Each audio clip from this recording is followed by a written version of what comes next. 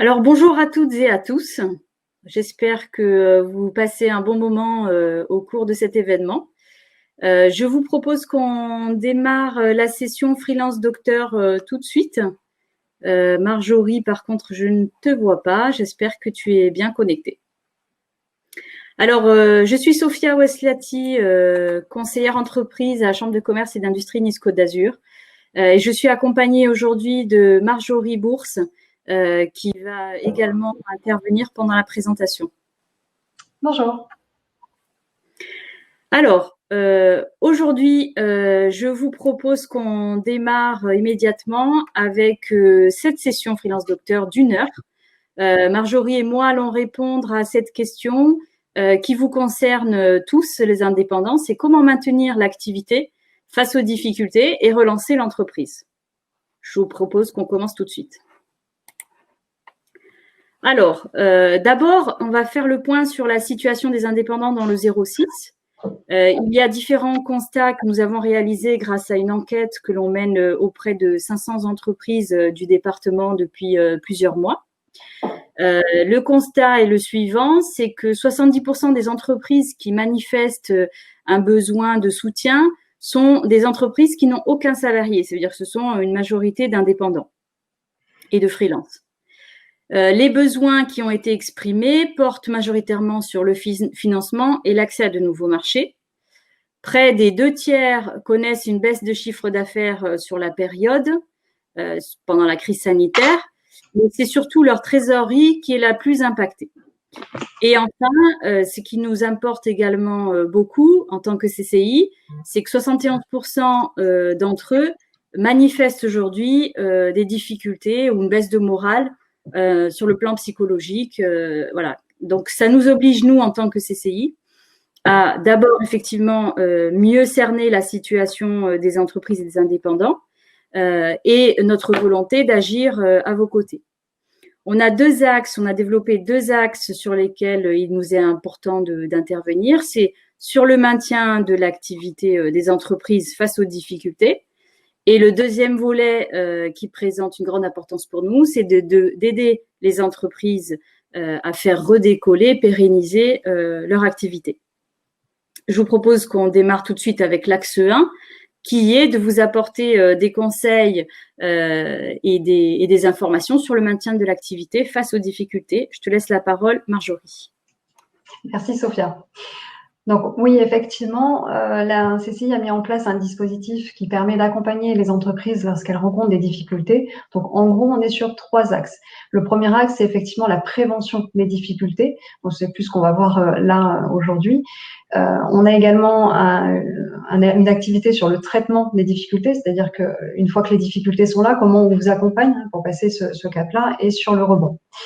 Donc, sur la prévention des difficultés, ce qu'on propose, c'est déjà un autodiagnostic que vous pouvez faire sur notre site internet qui permet de voir le niveau, alors qu'on appelait de criticité de l'entreprise, mais qui permet de savoir effectivement où vous en êtes par rapport aux difficultés que vous rencontrez, si la situation est plutôt préoccupante ou plutôt grave. Hein, on est obligé d'employer ces mots-là.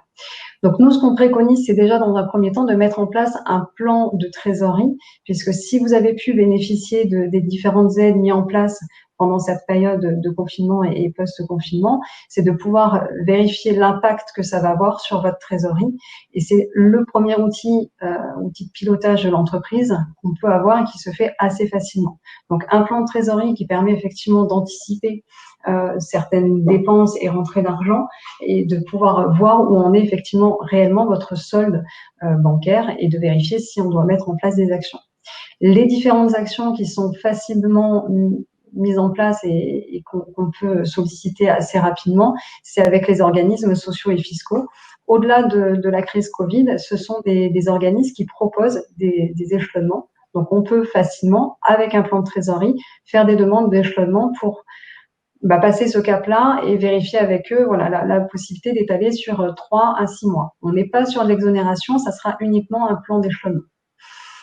Ensuite, l'autre problématique qu'on rencontre beaucoup, c'est avec la banque et parfois certaines banques qui vont dénoncer le découvert bancaire qui vous permettait jusque-là de faire face justement à ces décalages de paiement. Donc là, on peut passer par la médiation du crédit. Donc c'est la Banque de France qui va jouer le rôle de médiation. L'autre rôle de la médiation du crédit, c'est lorsque vous faites des demandes de prêt, et notamment si vous avez fait des demandes de PGE qui ont été refusées, la médiation du crédit peut intervenir pour obtenir ces dispositifs et ces prêts.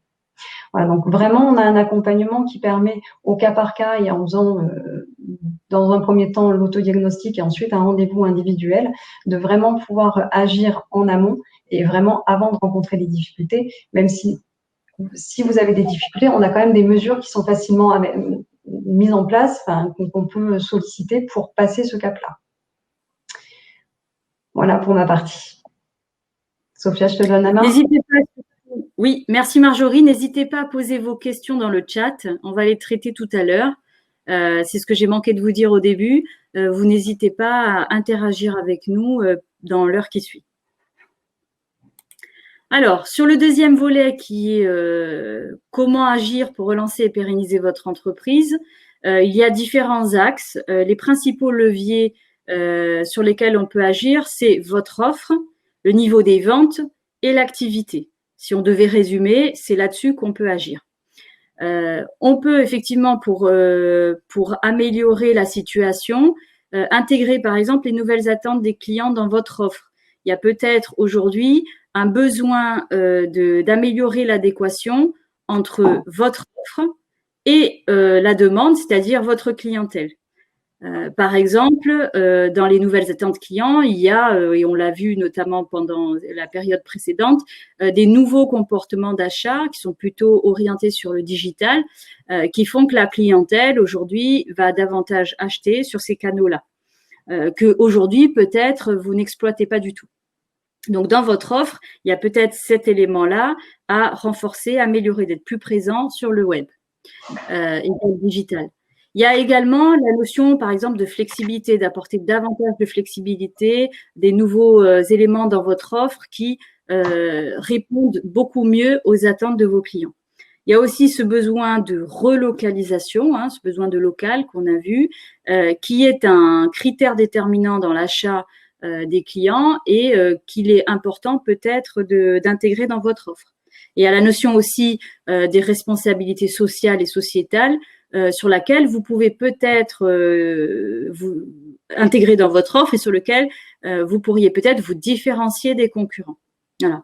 C'est un élément sur lequel on peut vous aider à agir et ce n'est pas le seul. Donc, je vais poursuivre. C'est peut-être le niveau des ventes qu'il est important de renforcer pour pérenniser et relancer votre activité. Dans ce cas-là, on peut agir, par exemple, sur l'augmentation du chiffre d'affaires ou de la marge avec une prospection commerciale beaucoup plus ciblée.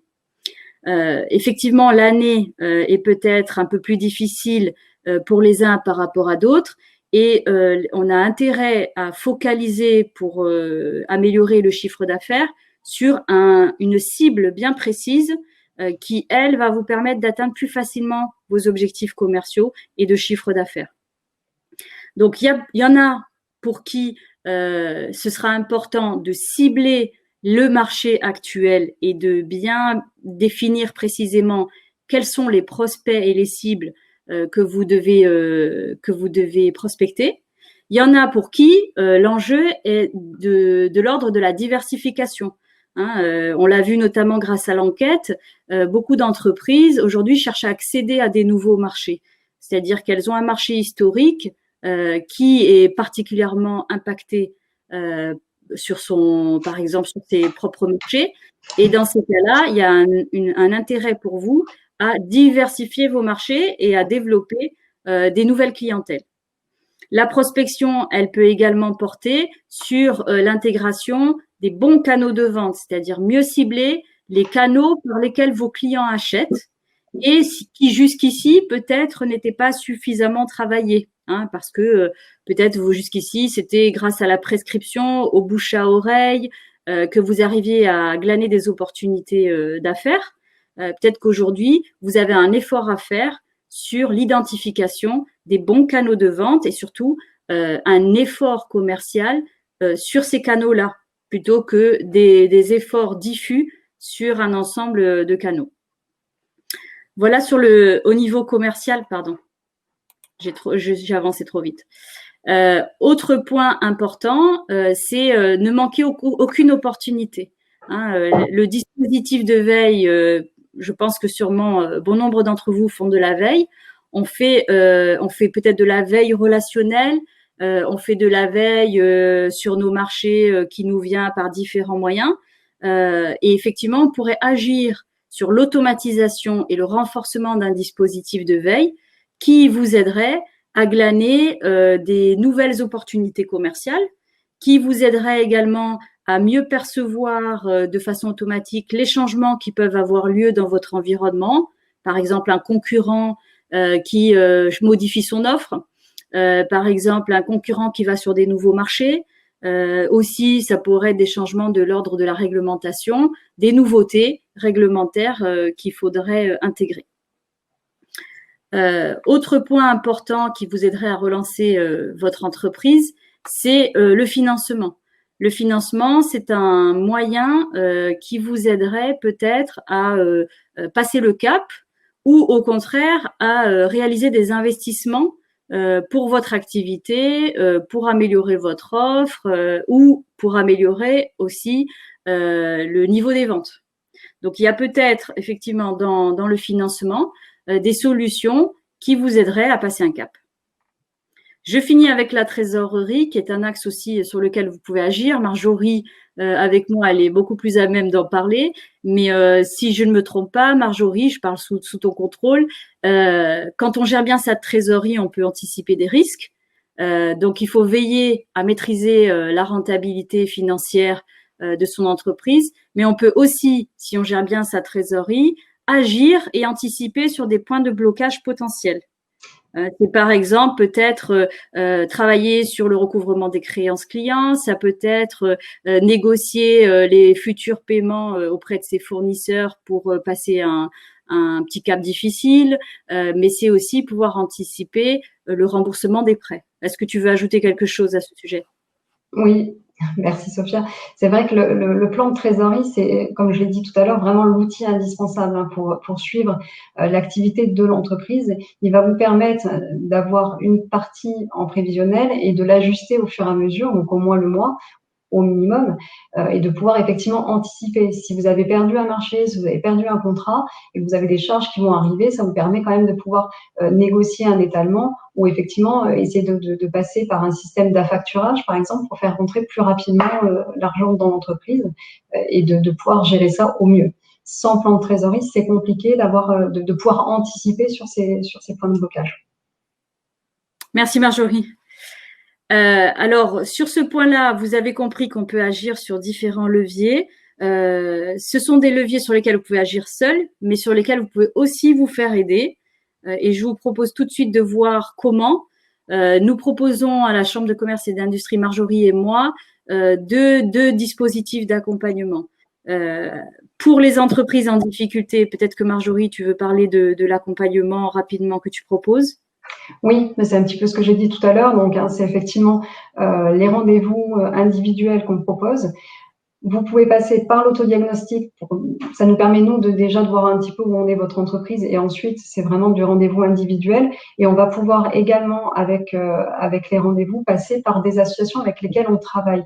On a aujourd'hui beaucoup d'associations qui sont présentes sur l'accompagnement des entreprises en difficulté. Et nous, à la CCI, on gère l'association du CIP 06, donc Centre d'information et la prévention des difficultés des entreprises.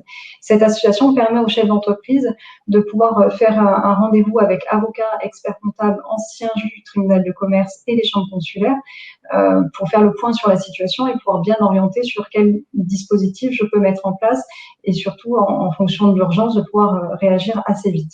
Donc ces permanences, on les fait tous les mois, les premiers jeudis du mois à la chambre de commerce, les troisièmes jeudis du mois à la chambre des métiers et on a également le quatrième jeudi du mois sur le site de Grasse. Donc on essaye d'être vraiment partout au niveau du département.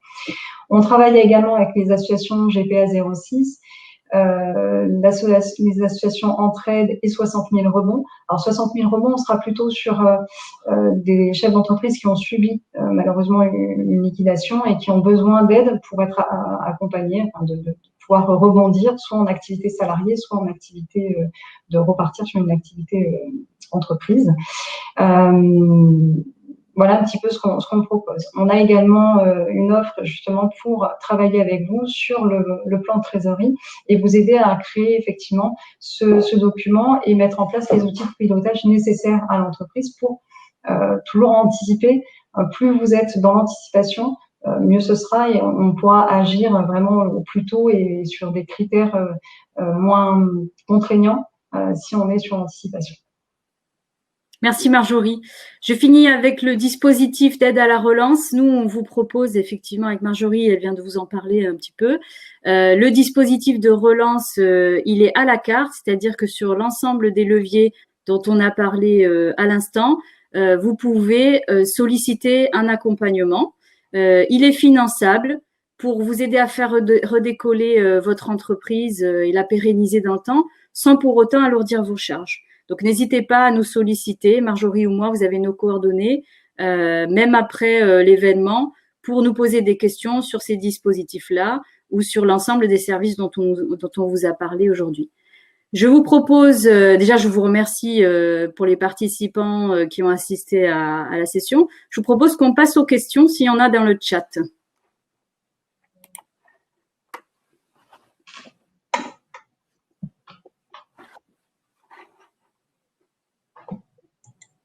Alors, j'ai vu qu'il y avait quand même pas mal de participants qui avaient assisté. Pourtant, on n'a aucune question. Je vous laisse quelques minutes pour ceux qui le souhaitent nous poser des questions ou éventuellement interagir avec nous.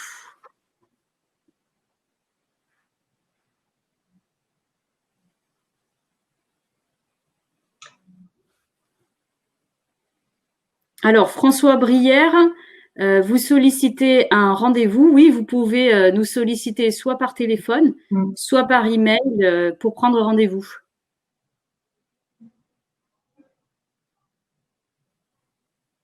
Je vous en prie.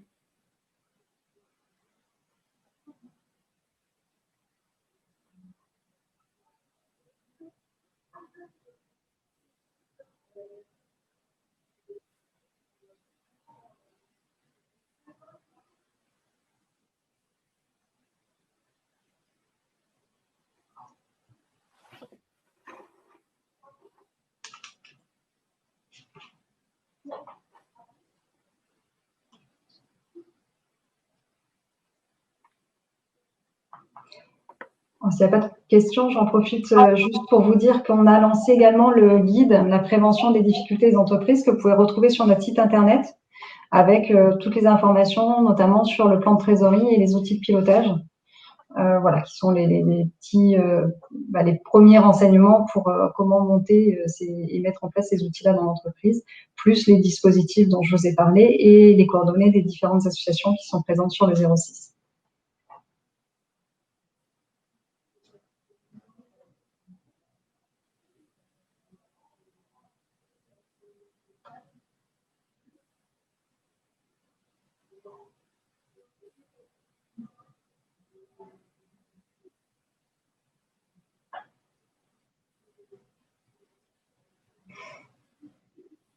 Bon, je vous laisse afficher nos coordonnées, quelques minutes. S'il n'y a pas d'autres questions, on va peut-être mettre fin à la session, mais je vous laisse un petit peu de temps pour prendre les contacts et puis nous solliciter après l'événement.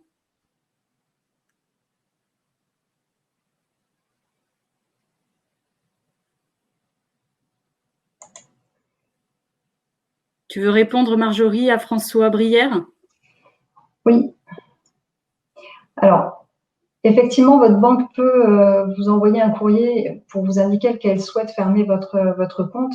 Par contre, il y a une loi qui oblige à une entreprise d'avoir un compte et surtout de devoir ouvrir un compte.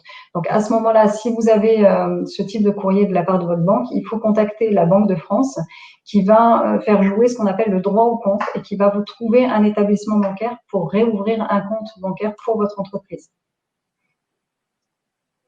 Donc, les coordonnées de la Banque de France, vous pouvez contacter le correspondant TPE. Donc, c'est correspondant TPE 06@banque-france.fr.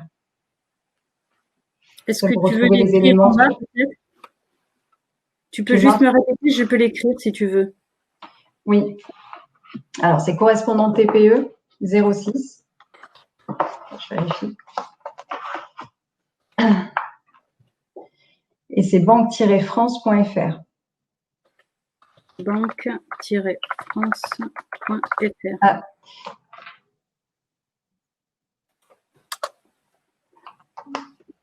Je n'ai pas fait d'erreur, hein, je pense pas.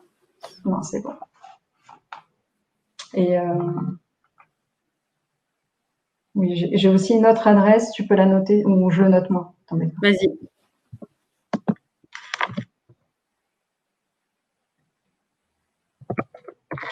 C'est plus simple.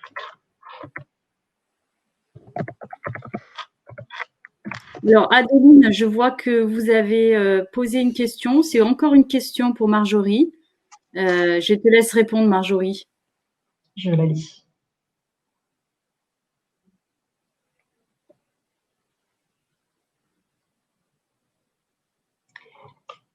Alors, vous pouvez prendre contact avec un expert comptable qui va regarder ces éléments-là. Et là, pour le coup, ça sera un rendez-vous effectivement payant, mais un expert comptable peut vous aider par rapport à ça. Après, en fonction des problématiques que vous rencontrez, on peut déjà dégrossir dans un premier temps avec les rendez-vous dans le cadre du CIP, comme je disais tout à l'heure, qui vous permet de rencontrer un expert comptable, un avocat et un ancien juge du tribunal de commerce, plus les chambres consulaires sur 1 heure de rendez-vous. Et ça, c'est gratuit. Donc, on peut déjà passer par le CIP, de vérifier avec vous les différents points. Et ensuite, en fonction de votre situation, ça sera effectivement avec un expert comptable qu'il faudra affiner les différentes actions.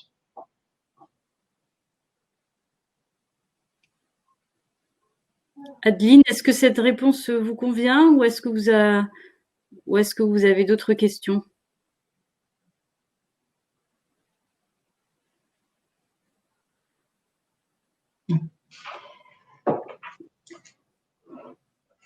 Ouais, je pense que ça sera le mieux, effectivement, de prendre rendez-vous dans le cadre du CIP pour qu'on puisse un petit peu, on va dire, dégrossir la situation et ensuite, s'il y a besoin, de vous orienter vers un expert comptable.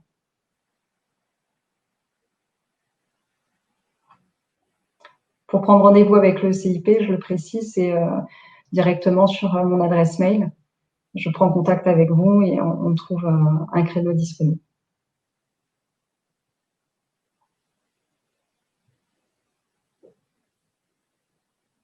François, est-ce que les réponses de Marjorie vous conviennent ou est-ce que vous en aviez d'autres?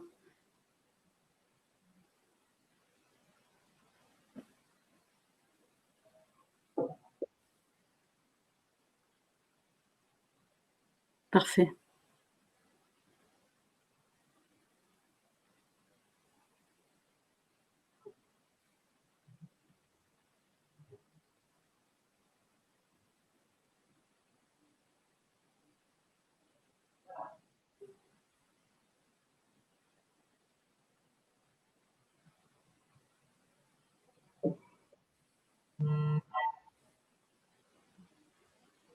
Bien. Alors, j'ai pas l'impression qu'on soit beaucoup plus nombreux à ce stade de la session. Je ne sais pas ce que tu en penses, Marjorie. Bruno aussi, tu n'hésites pas à nous dire comment procéder, toi qui as vu toutes les sessions se dérouler. Je pense qu'on peut mettre fin à la session et se retrouver par email peut-être à un autre moment. Bonjour. Pour le coup, je fais un tour un petit peu des sessions pour voir s'il y a du monde, etc. Pour le coup, il n'y a pas énormément de monde sur cette session, j'avoue. Donc c'est vrai qu'on a vite fait le tour des questions. Donc c'est soit on aborde des questions que vous avez, soit éventuellement on développe des questions que vous n'avez pas abordées ensemble, soit on invite les gens à sortir de la session et peut-être aller sur d'autres sessions qui sont encore en cours. Il est 16h25, il y a des gens qui sont, il y a encore des freelance docteurs jusqu'à 17h. Donc, je ne sais pas s'il y a des questions que vous auriez, enfin des points que vous auriez souhaité développer en particulier. Toi, Sophia? Non, pas. Moi, j'ai fait le tour de mon sujet sur la relance. Vous l'aurez tous compris. On peut vous aider, vous appuyer dans la relance, le redécollage, la pérennisation de l'activité de l'entreprise sur différents sujets qui sont des axes prioritaires pour l'entreprise.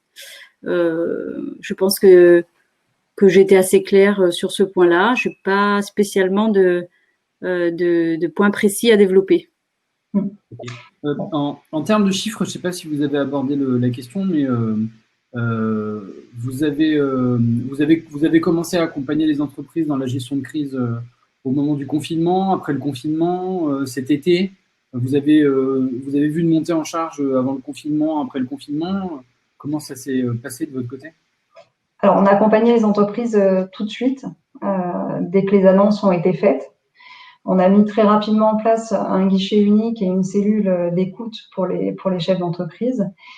On a ensuite été sollicité également pour gérer le fonds d'urgence départemental. Donc, on a eu ça à gérer. On a également aidé les entreprises à monter les dossiers pour les aides du fonds Covid résistance mis en place par la région. Et pendant le confinement, c'est vrai que pour ma partie, sur la partie entreprise en difficulté, on n'a pas eu trop de demandes d'entreprises en difficulté parce qu'elles étaient beaucoup préoccupées à aller chercher tous les dispositifs d'aide. Donc, c'est vrai qu'on a beaucoup répondu aux questions des entreprises sur comment je sollicite le fonds de solidarité, comment je mets en place l'activité partielle, etc. Et c'est vrai que là, on commence maintenant, à partir de mi-septembre, à avoir de plus en plus d'appels d'entreprises qui sont en difficulté, malheureusement, parce que effectivement la saison n'a pas été bonne et l'impact début de saison plus une saison médiocre fait que là aujourd'hui la trésorerie justement est un petit peu tendue et voilà, donc on commence à avoir maintenant beaucoup d'entreprises qui nous contactent sur des difficultés. Oui, il y avait une tendance globale à aller chercher plutôt des dispositifs nationaux et ensuite de regarder en local, enfin par emboîtement d'échelle, régional, départemental, local. Ça dépend aussi des endroits et des secteurs dans lesquels on travaille. Est-ce que, je me posais la question tout à l'heure, parce que moi je suis pas niçois, je co-organise les Indes, mais je suis de Nancy, moi. J'ai pas connaissance d'un dispositif comme ça chez moi. Est-ce que vous avez un dispositif qui vient de CCI France et qui a été décliné localement, ou est-ce que vous avez un dispositif local? Est-ce que vous avez connaissance peut-être d'autres dispositifs, d'autres chambres consulaires, pas forcément de chambres de commerce et d'industrie, mais je sais pas, vous avez une visibilité là-dessus ou pas du tout? Sur quelle thématique? Sur l'accompagnement des entreprises en difficulté? Sur l'accompagnement des entreprises en difficulté, oui. Effectivement, ça dépend des chambres de commerce. Pas toutes les chambres de commerce ont un service d'accompagnement, mais de plus en plus, il se développe puisque malheureusement nécessaire. Mais effectivement, ça dépend un petit peu des chambres, des différentes chambres. Ok, donc oui, il faut regarder localement ce qu'on a fait. Tout à fait. Okay. Bon, très bien. Mais écoutez, je vous remercie en tout cas pour votre intervention. Je vous propose de prendre part à d'autres sessions si vous voulez. Il y en a qui sont encore en cours. Il y en a sur les médias sociaux, sur prendre de la hauteur, se développer, s'élever, plutôt orienté développement personnel, sur le statut juridique et le développement de l'activité, sur la prospection sur LinkedIn. Enfin, je pense que vous trouverez votre bonheur. Voilà. Merci beaucoup. Merci à tout le monde. Merci. Au revoir. Merci à vous. Au revoir.